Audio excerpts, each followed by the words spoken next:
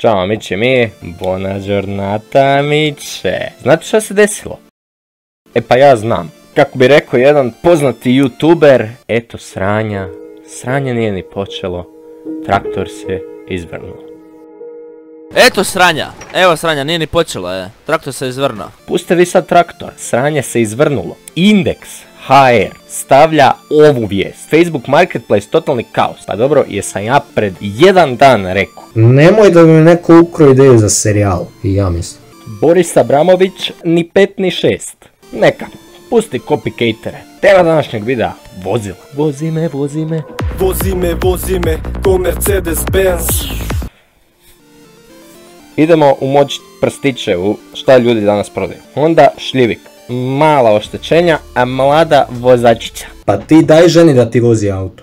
Kupljeno novo vozilo te višak. Dobro, stvarno me ne zanima zašto vi prodajete, ali nemaš mi ostaviti auto sa štetom. Ako imaš para za novi auto, onda imaš para da ovaj popraviš. Ne da mi kineš 100 eura cijene, sitno ma to riješi Limar i onda dođete kod Limara, Limar vam izvadi račun 500 eura. Ma šta? 7300 eura za ovo, ali u zamjeni je cijena 10.000 eura. Molim, šta to znači? I šta sad dođe drugi batica i onda će on reći, pa dobro, moj u zamjeni isto vredi 10 i na kraju se zamijenite za auto istom cijenovnom rangu. Pa šta pišeš onda ove gluposti? Alo, prodaj dijelove Limarije mehanik. Pa ima li na ovom autu koji dio Limarije da nije dobio? Pogledaj ovo, s ovdje, krov, zadnji prozor, sve je dobilo, samo mehanike.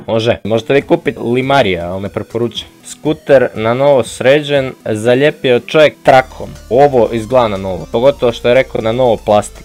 Grobnik.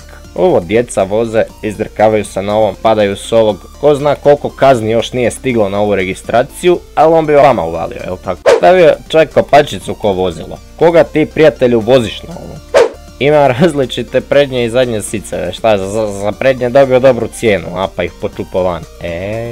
Kažu izvana srednja žalost, više srednja nego žalost. Pa slažem se, jadan šta je sve prošlo. Evo neko me zove. Alo?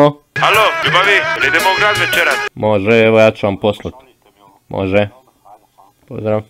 GLS kombi, ovo sam sejvo da me ne promakne. 10.000 eura. Ovo je 10 godina star model, 367.000 km na najslabijem motoru vozio GLS. Kroz njega više prošlo vozača nego kroz kurvu. Znate vi kako GLS-ovi vozači voze? Znate vi kako dostavljači voze? Pa to se izdrkava. To upališ auto, kresneš ga odmah, bum, visoki obrtaj i kreni vozi. Koliko je taj auto još proveo u leru? Koliko je on bio vremena natovaren? Alo GLS-u. Ovo. Jesi stvarno došao na ideju da prvu sliku za oglas staviš instrument tablu? Bar se vide kilometre. Kao prodaje BMW nema nigdje kilometara. A šta to kao nas ne zanima? Svejedno ima 100 ili 200-300 tisuća. Srame se ljudi. Znaju da prodaju krame i onda stave samo ono što je lijepo.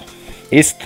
Ljudi ne stave cijenu jer kao besplatno i onda ih Facebook malo pogura na vrh stranice, a u stvari nije besplatno. Znate, brodovi su baš skupi. A šta imaš u brodu? Motor i karoseriju. Šta to ima biti skupo? I još mi proda brod ono iz 80. Sijalice, novo. Pa neću kupit nove sijalice od tebe. Ako ću kupit novo, idem kupit novo iz trgovine. Pa neću ja plaćati za tvoje greške što si ti krivo kupio. Ne, neću staviti prvu sliku auto, pa ću staviti da se vidi da ima memoriju i elektronsko podešavanje siceva. Kurčenje max, baš ga loži na to. Ovo je novo auto.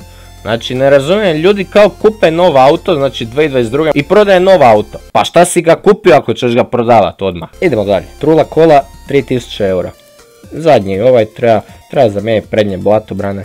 Treba sve, istrulio auto kompletno. Znate vi šta tu sve treba, bata nije napisao. Sve treba. Dobro da je prozor otvorio da hrđa može disati. Citroen C3 i po 1000 eura. Nema ni alu felga, istekla registracija, treba registrirat, a kvake nema u boji, retrovizore nema u boji. Šta ima? Udaren tu dolje i prekrio tablicu. Aj sad nek mi neko objasni koja je fora s prekrivanjem tablice. Šta ti nešto skrivaš od mene? Ovim ljudima u glavi, ako ne prekrijem tablicu, po noći doće vandali, ogrebat će mi auto da mi mogu ujutro skinuti cijenu.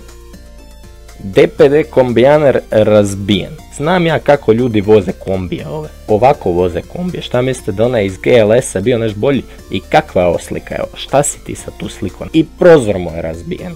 Zašto je ovo prva slika? Čovjek stavio da je auto na rezervi prva slika. Ono štoš mi ga ovako prodati s jednom crticom goriva. To do benzinske ne mogu dovući. 1.400.000 eura da ide bez gorivo i siso van čovjek. Znam, sliko je kilometre, ne morate me sad odmah da križi. Ja bi isto auto za 1.400 eura. Pokazat ću vam sad bisere koje sam našao da vi ne morate tražiti. Ajme, sporo je Facebook. Nam je ovoliki attention span. Evo ovako, batica prodaje skutere bez papira, hitno. Pa i me bi bilo hitno da sam ih čopio negdje. Ovo poštaru maznu.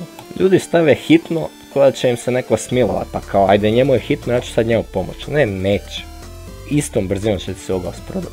Jedini razlog zbog kojeg bi neko možda stavio hitno, aha, niža cijena zato što je hitno, ne zato što je loše. Ali u ovom slučaju čovjek raščerupa ovo, ne bi ga Bog otac sastavio. Čovjek prodaje bušilicu, baterija loša, aparat ispravan. Pa braćala, Zorane, imaš ti već koju godinu? Da li bi ti volio da ti kad budeš jednom spojen na aparate da ti baterije budu loše? Pa ne bi ni ja. Ovo je oglas naš. Totalna šteta. 20.000 eura za nešto ne mogu voziti, što ne mogu vrata otvoriti. Čovjek ima muda tražite pare. Bez prijašnjih karambola. Pa je li bitno sad kad je ovako? Čovjek prodaje akumulator. Kao dobra cijena za polovan akumulator, ispražnjen. A svi znamo da bateriju nije dobro isprazniti. U stvari ja znam, ne znam za vas. Pa ne možeš prodavati neispravnu stvar. Šta postoje ljudi koji kupuju polovan akumulator. On ga tebi proda, ti drugo jutro nema struje auto.